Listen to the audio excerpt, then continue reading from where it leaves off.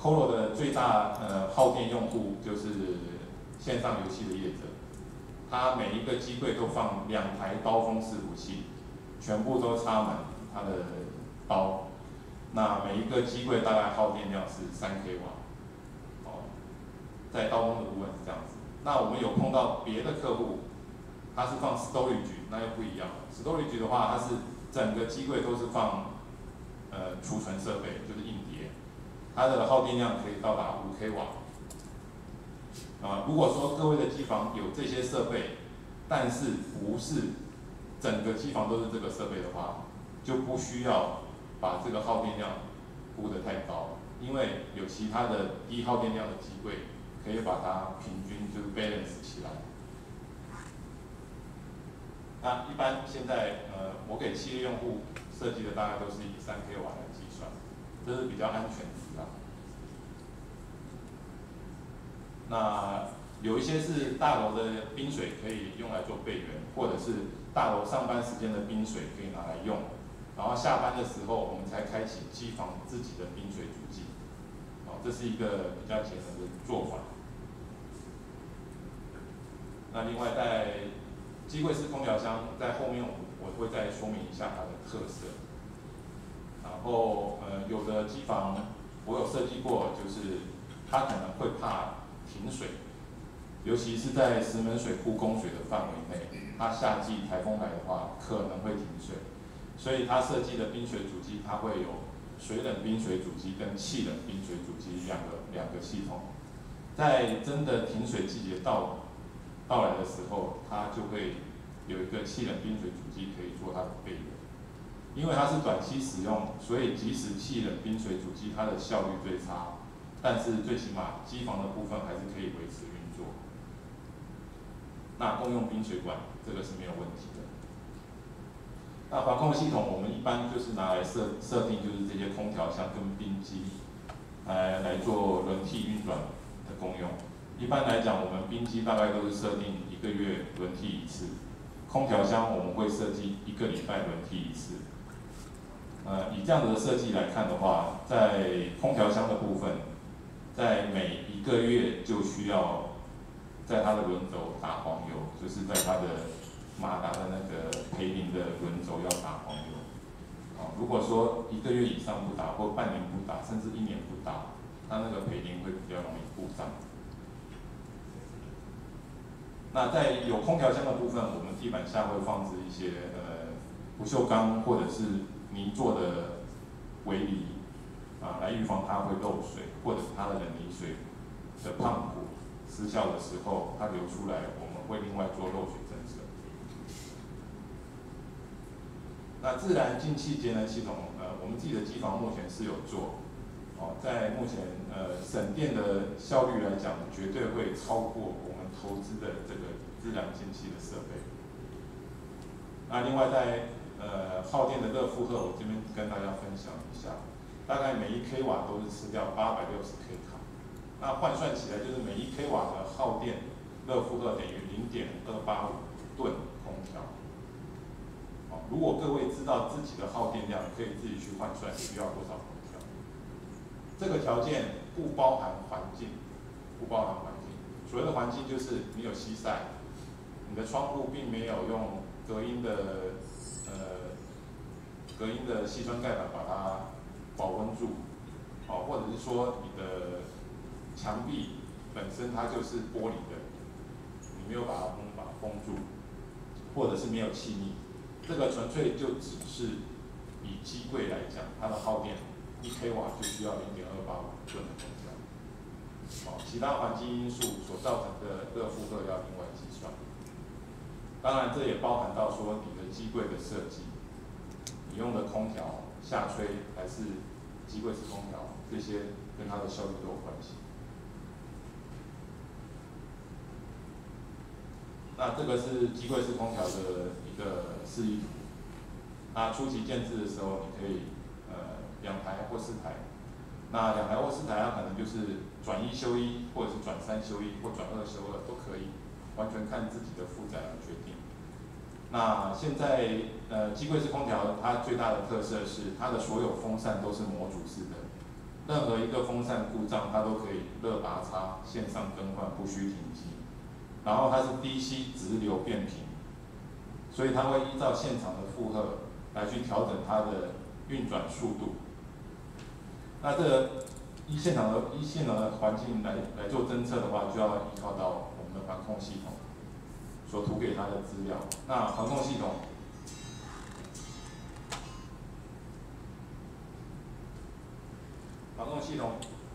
统会依照现场的温湿度，把这些条件带回来，计算之后再反图给这些空调箱来做侦测。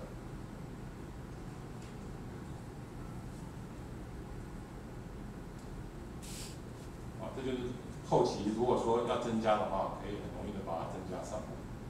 它不需要一次像下吹式的空调，你一下就要20吨、30吨空调箱就做上去，因为你并不晓得你的设备会不会把这个机房塞满的情况下，你就必须做到20-30吨的空调把它做起来。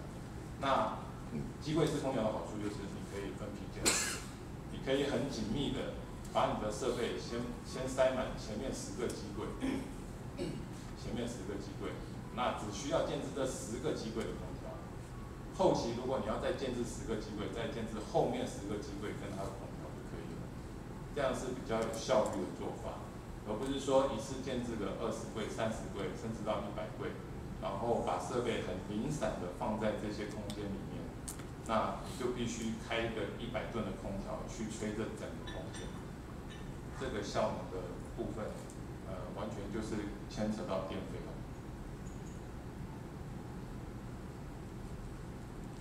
在机柜式空调，它用热通道封闭的模式，它很有效率的把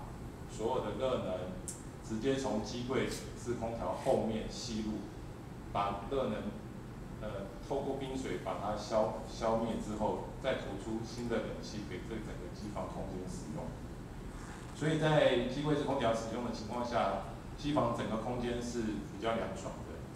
只有在热通道的空间，它会比较炎热。那这是一个流体示意图，大家可以看到，我们冷气就直接是在机柜的前方，供应给所需机柜设备所需的冷气。那在后方所排出来的热气，就直接又被机柜空调又吸回去，这是最短路径。所以我说，这个是最适合比较高负载的机柜使用，就是4 kW 以上的，它会比较有效率。如果说你一个机柜只耗电1 kW多，用到这种机柜空调，它的效益没有那么大。它的原因是因为你机柜空调再怎么有效率，它还是有它的范围的限制，就是它的吹气跟吸气的范围，它还是有一定的限制。如果在这个范围内你没有到达10吨的冷气量，那就是浪费了它的效能，也就浪费了这个机器的这个效能。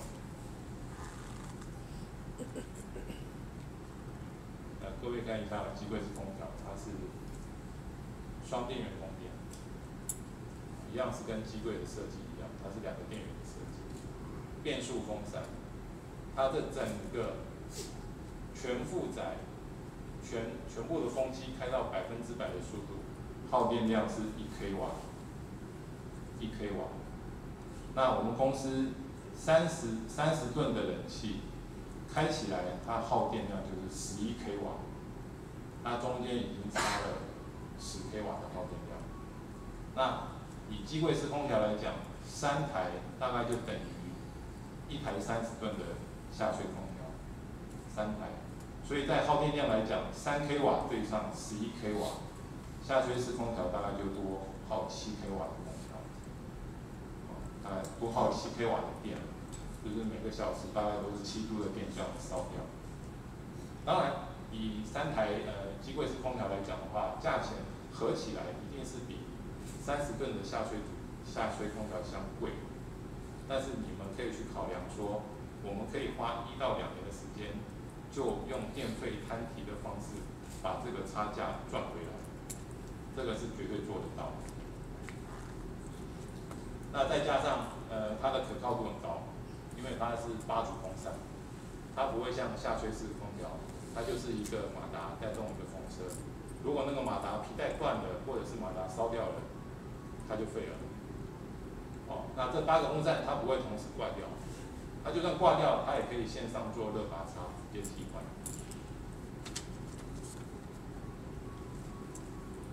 那在这个部分的话，它同时可以吃冰水，也可以同时吃冷媒，它有2个机种，可以让各位选择。那也接受上下景管。一般来讲，我是还没有看过上景管的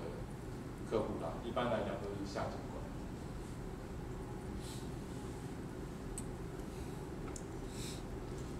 那这边就是传统开放空调跟下吹式的冷空调。在有线电视机房，传统的大概都是这个架构，就是 open 的，哦，让它冷热空气都到处移散。那比较新一点的有线电视机房，它会把冷通道把它封闭起来，会比较有效率一点。那一般来讲，我这边跟各位分享一下，每一个空调箱它最长的有效距离是12，就是它吹出去的冷气。最长有效距离是12。然后我们通常设计最有效率大概就是一排机柜就是10个，超出10个之后效率可能就变差了。我们会用一些手段让它的空调效率增加。第一个就是我们配合蜂巢板，蜂巢板我们知道有25%的透气，或者是50%、60%的透气口。我们会在距离空调箱远的机柜放比较大孔的蜂巢板。那这些蜂巢板由它的透气率，我们来去换算空调箱它的送风量是不是足够，并不是说全部的冷通道通通都放满空调板就可以。如果你通通放满蜂巢板的时候，它的冷气可能会造成风速不足，因为你的开口面积太大，大于它的风量的时候，它的风量会降低。降低的结果就会造成机柜的上半部的设备会比较热，因为它已经没有那个力量吹到上半部，到了上半部它的风量不足，温度也不够热。那有一些比较特殊的手段，就是在冷通道的地板另外做有风扇的高架地板，它可以帮我们加速把冷空气往上带。另外就是在机柜的上方后门处，我们也可以加装风扇，让这个空调很有效率的可以进到机柜里面做散热。那一般来讲，我们会忽略的就是有一些机柜它并没有塞满所有的设备。哦，那没有塞满设备的这些空洞呢，我们都需要用一些 1U 或2U 的挡板把它通通都封起来。那目的是为了让所有冷的空气都是经过我们正在使用的设备，而不是经过这些空洞。我们都知道，所有的不管是水或空气，它们都会流进一些最没有阻力的地方。如果你把那些空洞留着，这些冷空气当然就是选择最好流通的地方，它就流过去了。那你做出来的这些冷气就完全没有效率的就这样流过去，它并没有流进你的设备，那这些电能就消耗掉了。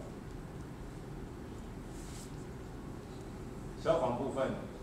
大部分都是使用 FM200，当然现在也有其他的洁净气体消防，但是因为成本考量，我们大部分的机房都是使用 FM200。FM200 当它触动的时候，因为它是靠光电跟烟雾的sensor来做触动，在触动的时候，我们只有30秒的时间，它有2阶段警报，在这光电跟烟雾任何一个启动的时候，它还不会倒数计时。当第2阶段另外一个 sensor 也被启动的时候，我们就只剩下30秒，它就会激发。那为了防范误触的情况发生，我们都会另外加装极早期的火灾预警系统，就是 Vista。Vista 它的原理是，它是侦测空气里的类似像 PM2.5啦，侦测空气里的微粒子，它来去分析说火灾发生的可能性。它最早大概可以提早传统的烟雾跟光电侦测器提早大概20分钟的时间，它就会知道说这个机房是不是有发生火灾的危险。它完全没有任何灭火的效果，它只是预警，它告诉你这个机房可能会发生火警了，你得赶快去看看它告警的那一区是不是有什么问题，而不是说等到FN200的光电跟烟雾侦测器都已经启动了，那个时候我们已经没有时间了，只剩下30秒，你可能就只能先把它先暂停，然后进去看的时候已经都烟雾弥漫了。那我相信NAC的人员在这个情况下一定就是慌了手脚，不晓得怎么去找他的那个火源在哪里。所以一般来讲，我们只要装了 Vista， 装了 FN200， 一定就会装 Vista， 原因就是在这里。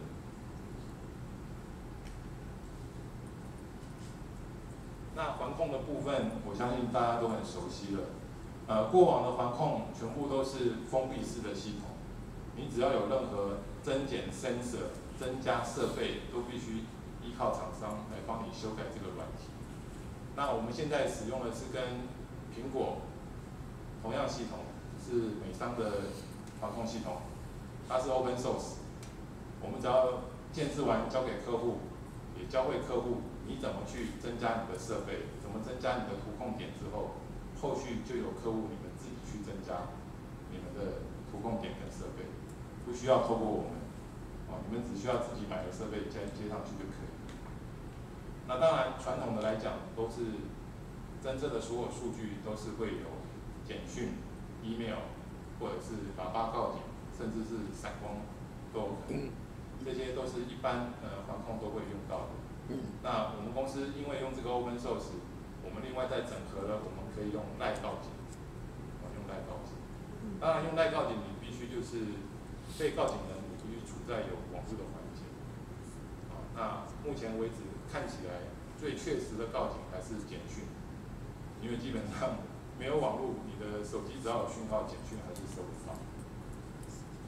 在现在我们用的环控系统，基本上都会侦测整体用电量的 PUE 统计资讯。这个部分我们在后面会再跟你们做个分享。那另外在 IPKPM 的部分，这个是用来做管控的，可以测入任何NAC人员或者是系统工程师。在这个系统上做了任何的动作，因为每个人有每个人自己独立的账密，那在这个测入系统，它可以看得出来你做了哪些动作。如果说有发生任何事故情况，无法找出事源的时候，就只能依靠这个测入系统来把这个问题分析出来。那当然，这个系统很好的好处就是你可以用远端操控。并不一定要到机房才需要操控它。那目前这个国内比较大的业者就是 A10、宏正，那有些进口品牌在乎就比较高了。那光纤网络的部分，这个是我们累积多年的经验，最后我们设计出来大概是用 Core Switch， 然后接下来是 Edge 的 Switch， 再接下来到server端。那在 Core Switch 到 Edge 的 Switch， 我们都是用 Fiber 的界面。那一般来讲，我们会在每一个通道放一台 Edge Switch。所以在我们从固网端，就是每个机房它都会有一些固网机柜。那我们在固网机柜旁边就会放上我们的 Core Switch， 来跟固网的线路做对接。对接完之后，再从 Core Switch 分光到每一个人通道或热通道的 Edge Switch， 在这个部分线路是很少的，非常稀少。那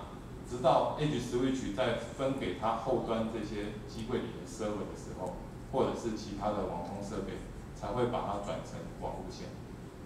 所以我们设计的机房理论上你会看不到网路线，因为我们刚刚好就是把网路线槽放在机柜的正上方。是锁在正上方，而不是悬吊的，所以所有的网路线都是跑在机柜正上方。大家会看不太出来，好像没有网路线，只有看到光纤在跑。那这个架构也推翻了以前我们用 Page Code 通常都是先把网路线都打好，但是呢，你可能都用不到。